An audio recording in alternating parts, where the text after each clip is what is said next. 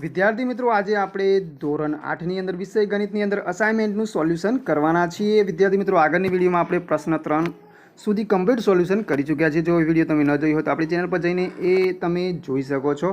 હવે અહીંયા આજે આપણે પ્રશ્ન નંબર 4 આલેખ પરથી પ્રશ્નોના જવાબ લખો, એનું સંપૂર્ણ સોલ્યુશન અહીંયા કરવાના છે. તો વિદ્યાર્થી મિત્રો, જોઈએ પ્રકરણ 4 છે. એમાં અહીંયા આપણને આપેલું છે કે એક શાળાના 60 બાળકોએ રમોત્સવમાં જુદી જુદી રમતોમાં ભાગ લીધેલ તે દર્શાવતી માહિતીનો વર્તુળ આલેખ નીચે આપ્યો છે. તે પરથી પ્રશ્નોના જવાબ લખવાના છે. અહીંયા વર્તુળ આલેખ છે, તમે જોઈ શકો છો.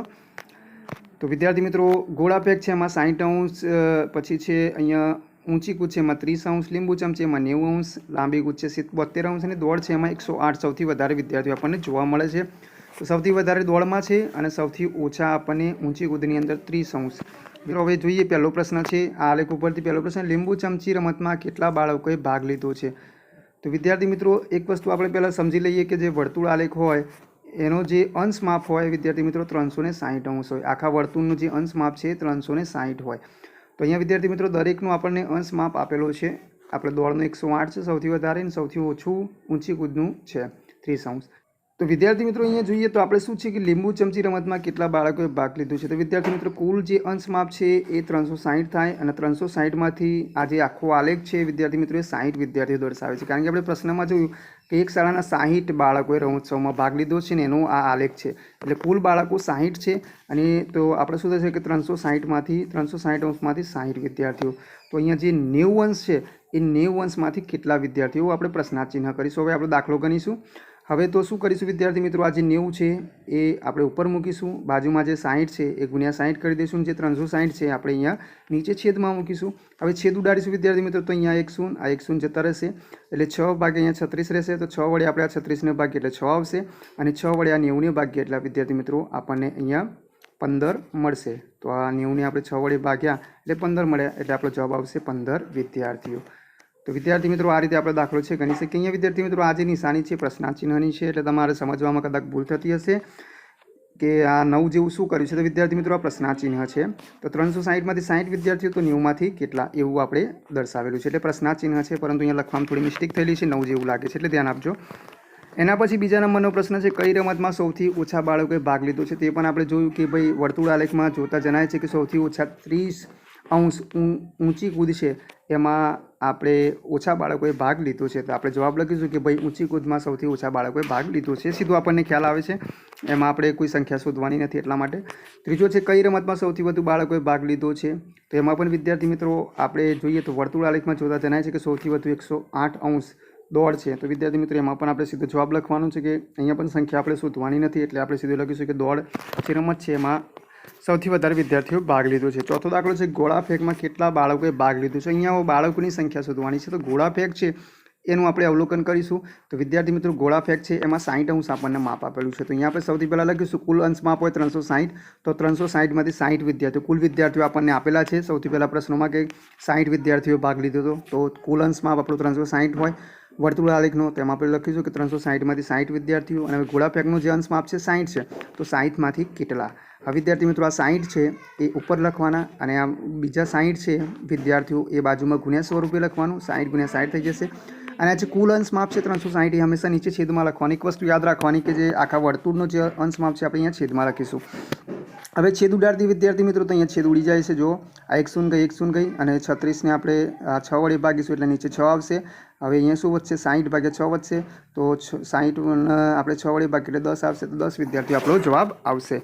એના પછી 5મા નંબરનો પ્રશ્ન છે, એમાં છે લાંબી કૂદ અને ઊંચી કૂદમાં ભાગ લીધેલ બાળકોની સંખ્યાઓનો તફાવત શોધવાનો છે. તો વિદ્યાર્થી મિત્રો, સૌથી પહેલાં આપણે શું કરીશું? સંખ્યા શોધી નાખીશું અને પછી એ બંનેનો તફાવત શોધીશું. તો લાંબી કૂદ છે એમાં વિદ્યાર્થી મિત્રો 72 અંશ માપ છે. તો આપણે દાખલો ગણીએ પ્રમાણે 360માંથી 60 અને 72માંથી કેટલા? આ રીતે આપણે દાખલો ગણીશું. 360 નીચે મૂકીશું અને આ 72 અને 60 ઉપર ગુણાકાર, છેદ ઉડાડીશું. છેદ ઉડાડ્યા પછી આપણને લાંબી કૂદમાં 12 વિદ્યાર્થીઓ મળે છે. હવે વિદ્યાર્થી મિત્રો, લાંબી કૂદમાં 12 મળી ગયા. હવે એ જ રીતે આપણે બીજું છે એનો પણ તફાવત શોધી દઈએ. તો અહીંયા બીજું શું છે આપણી પાસે પ્રશ્નમાં? ઊંચી કૂદ. ઊંચી કૂદમાં 30 છે વિદ્યાર્થી મિત્રો. તો અહીંયા લખીશું 360માંથી 60, તો 30માંથી કેટલા?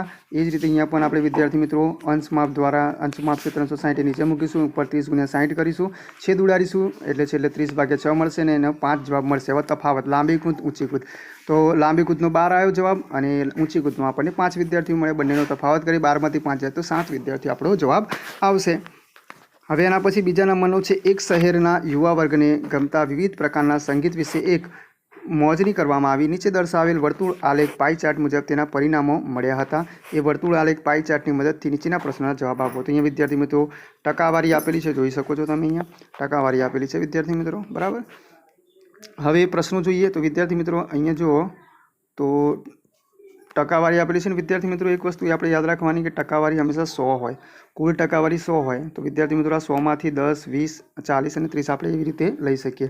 હવે પહેલો પ્રશ્ન છે વિદ્યાર્થી મિત્રો અહીંયા કે જો 20 યુવાનો શાસ્ત્રીય સંગીત પસંદ કરે છે તો કેટલા યુવાનોની મોજણી કરી હતી?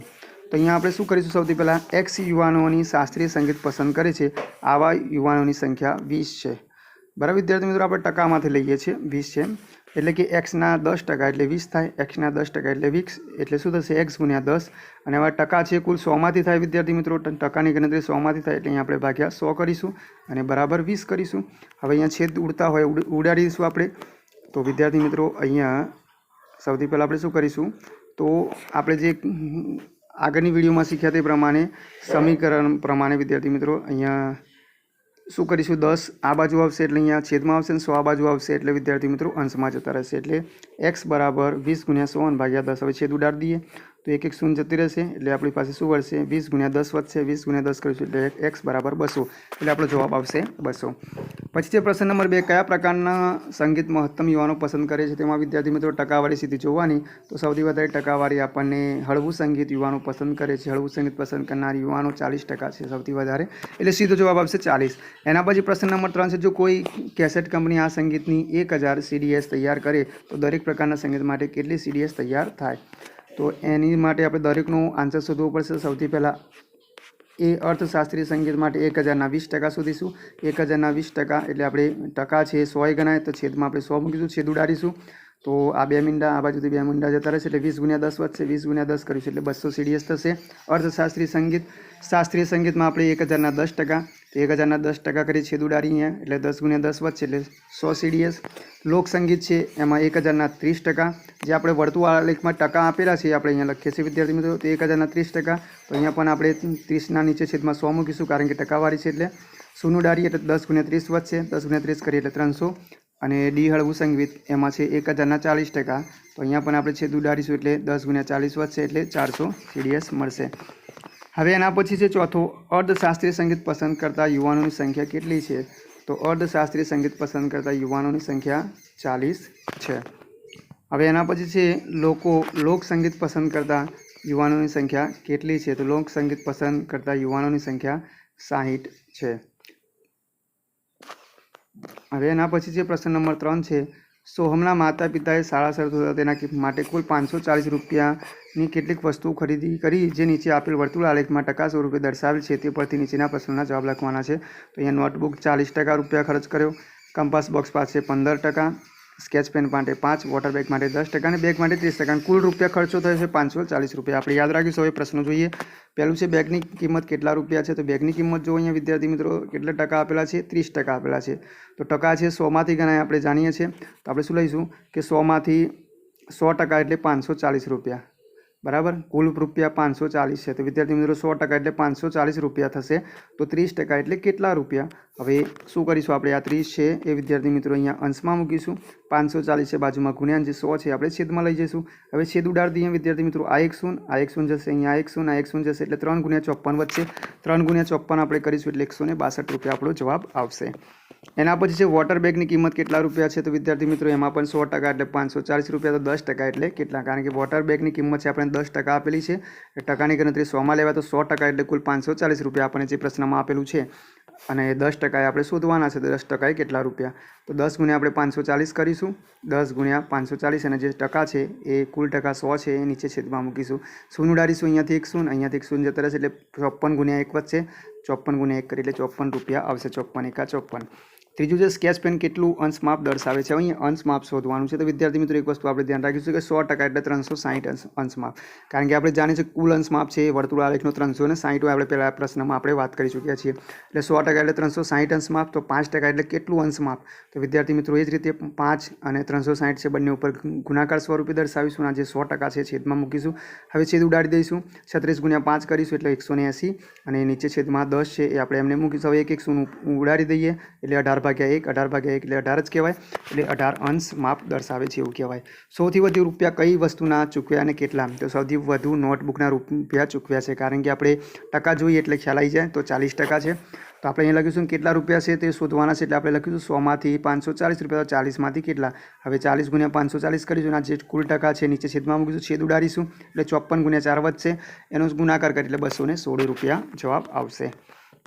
પાંચમો દાખલો છે સૌથી ઓછા રૂપિયા કઈ વસ્તુના ચૂક્યા અને કેટલા રૂપિયા? તો એ પણ શોધવાનું છે. તેમાં પણ એ જ રીતે સૌથી ઓછા સ્કેચ પેનના ચૂકવ્યા છે, કારણ કે 5% છે એટલા માટે સીધું આપણને ખ્યાલ આવી જાય. પણ રૂપિયા શોધવાના છે એટલે આપણે ગણતરી કરવી પડશે. તો 100માંથી 540 તો 5માંથી કેટલા? તો હવે 5 ગુણ્યા 540 ને નીચે છેદમાં આપણે 100 મૂકી દઈશું. છેદ ઉડાડીશું. 1 જતા રહેશે. 54 ગુણ્યા 5 કરીએ એટલે 270 ને છેદમાં 10 છે પાછા મૂકીશું. 1 જતા રહેશે એટલે 27 રૂપિયા આપણો જવાબ છે એ આવશે. ચોથા નંબરમાં છે આકૃતિમાં દર્શાવેલ પાઇ ચાર્ટ પરથી નીચેના પ્રશ્નોના જવાબ લખો. તો અહીંયા 10%, 15%, 25% અને 50% આપેલા છે. વિદ્યાર્થી મિત્રો હવે ઝડપથી વિદ્યાર્થી મિત્રો આપણે તમને ખ્યાલ આવી ગયો હશે એટલે ઝડપથી વિડીયો બહુ લાંબી થઈ રહી છે એટલે ઝડપથી હવે જવાબ કહી દઉં છું. કયા પ્રકારના કાર્યક્રમ સૌથી વધુ જોવાય છે? તો આપણે ટકાવારી સૌથી વધારે એવો જોઈ લેવાનું. તો જુઓ, મનોરંજન 50% છે તો સીધો જવાબ આવશે સૌથી વધુ મનોરંજનના કાર્યક્રમો જોવાય છે. પછી જો દર્શકોની કુલ સંખ્યા 7200 હોય તો રમત ખેલ નિહાળનારા દર્શકોની સંખ્યા કેટલી? તો 100% 7200. તો 25% કેટલા? કારણ કે રમતગમતમાં પણ 25% આપેલા છે. તો એ રીતે આપણે કરીશું. 2500 ગુણ્યા 7200 કરીશું. નીચે 100 મૂકીશું. છેદ ઉડાડીને આપણને મળશે 25 ગુણ્યા 72. કુલ જવાબ આવશે 1800 દર્શકો. ત્રીજું છે સમાચાર નિહાળનાર દર્શકોની સંખ્યા કેટલી? તો 100માંથી 7200 તો 15માંથી કેટલા? એ જ રીતે આપણે ગુણાકાર કરીશું. છેદ ઉડાડીશું એટલે 1080 દર્શકો. એના પછી ચોથું છે મનોરંજન કાર્યક્રમો નિહાળનાર દર્શકોની સંખ્યા કેટલી છે? તેમાં 100માંથી 7200 તો 50માંથી કેટલા? પછી ગુણાકાર કરીને છેદ ઉડાડીશું એટલે 50 ગુણ્યા 72 અને બંનેનો ગુણાકાર કરીશું એટલે 3600 દર્શક આવશે. પાંચમું છે મનોરંજન કાર્યક્રમ નિહાળનાર અને માહિતી નિહાળનાર દર્શકોની સંખ્યાનો તફાવત શોધવાનો છે. તો સૌથી પહેલાં આપણે આ જવાબ શોધીશું. તો અહીંયા આવશે માહિતી નિહાળનાર 720 અને કુલ મનોરંજન કાર્યક્રમ નિહાળનાર આપણે આગળના દાખલામાં શોધી ગયા 3600. તો આ બંનેનો તફાવત શોધીશું એટલે 2880 આવશે. તો વિદ્યાર્થી મિત્રો આગળની નવી વિડીયોમાં આપણે ફરીથી નવા પ્રશ્નો સાથે મળીશું. ચેનલને સબસ્ક્રાઈબ ન કરી હોય તો સબસ્ક્રાઈબ કરવાનું ભૂલતા નહીં, કારણ કે તમારા માટે આવા વિડીયો અમે લાવતા રહીએ છીએ.